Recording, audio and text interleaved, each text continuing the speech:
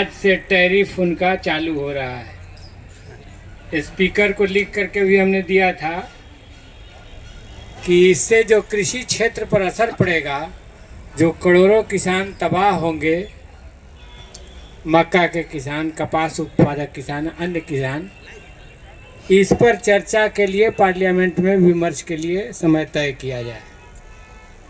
लेकिन आज डिबेट चल रहा है वक्फ बिल पर, और पक्ष और विपक्ष दोनों तरफ से उपस्थिति थोड़ा ज़्यादा है, क्योंकि बहुत गहमा गहमी है इस सवाल पर।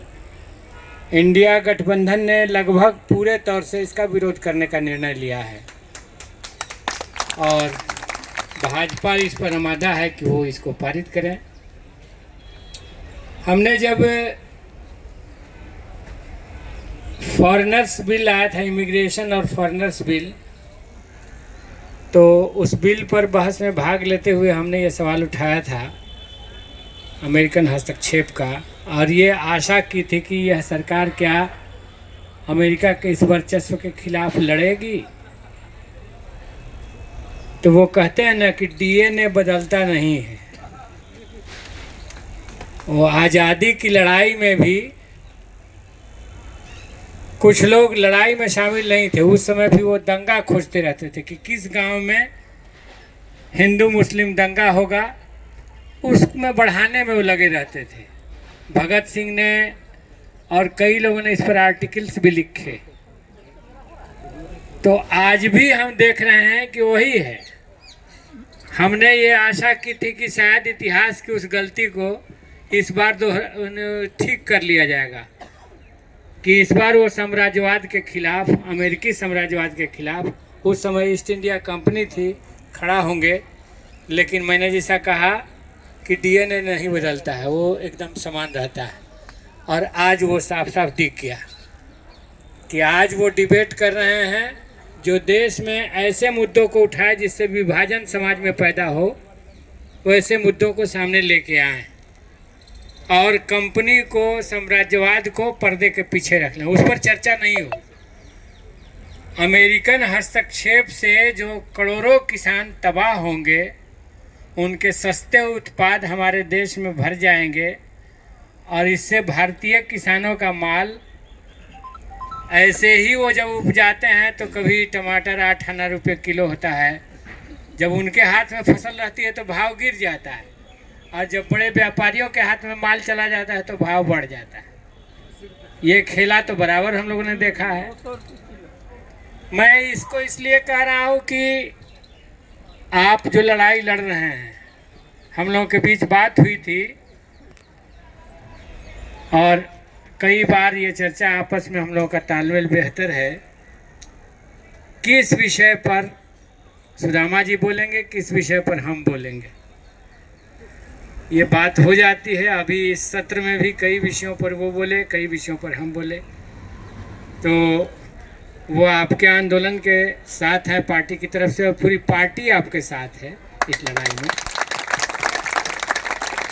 और आपने तो नारा दिया, सुदामा प्रसाद, राजा राम सिंह संघर्ष करो, हम तुम्हारे साथ हैं।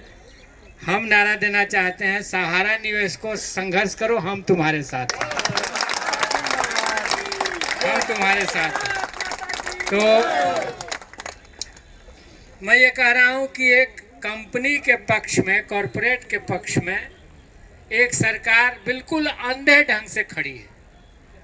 हमने तो किसान आंदोलन के दौर में भी सवाल उठाया था कि भैया वो अगर भारत के नागरिक हैं तो हम भी तो भारत के नागरिक हैं, हम ज़्यादा हैं। वोट के टाइम में मजदूर किसान करने लगते हो, तो अगर कॉरपोरेट, यहाँ के बड़े पूंजीवादी घराने नागरिक हैं आपके, तो हम भी नागरिक हैं। We are also the citizen of India. तो केवल उन्हीं के पक्ष की बात क्यों होती है? हमारा मेहनत का पैसा है, हमने अपने बेटियों की शादी के लिए बचा के जो रखा था पैसा, उसको निवेश किया, बच्चों की पढ़ाई का निवेश किया।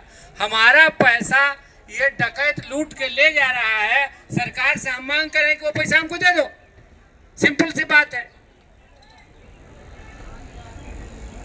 निर्मला सीतारमण भारत की वित्त मंत्री एलानिया तौर से, मैं उस दिन दंग था, पार्लियामेंट में बोल्डली बोल रही हैं कि 17,000 लोगों ने देश भर में से आवेदन दिया किनका बकाया है और हमने सबका भुगतान कर दिया। तो आपकी यह लड़ाई तब बेकार है, आपका कोई बकाया नहीं है, देश में तब किसी निवेशक का बकाया नहीं है। तो इतना बड़ा बड़ा ये लोग गुमराह करने वाली बात बोलते हैं, ये समझ लीजिए। इसलिए हम कह रहे हैं कि जितना भी हक मिला है आपको वो लड़ने से ही मिलेगा और आगे भी जो कुछ भी मिलेगा वो लड़ाई से ही मिलेगा। इसीलिए आपके संघर्ष को हम सलाम करने आए हैं और एक बार नहीं, बार बार पार्लियामेंट में उठाना होगा, जोरदार ढंग से उठाना होगा, जितनी ताकत से उठाना होगा।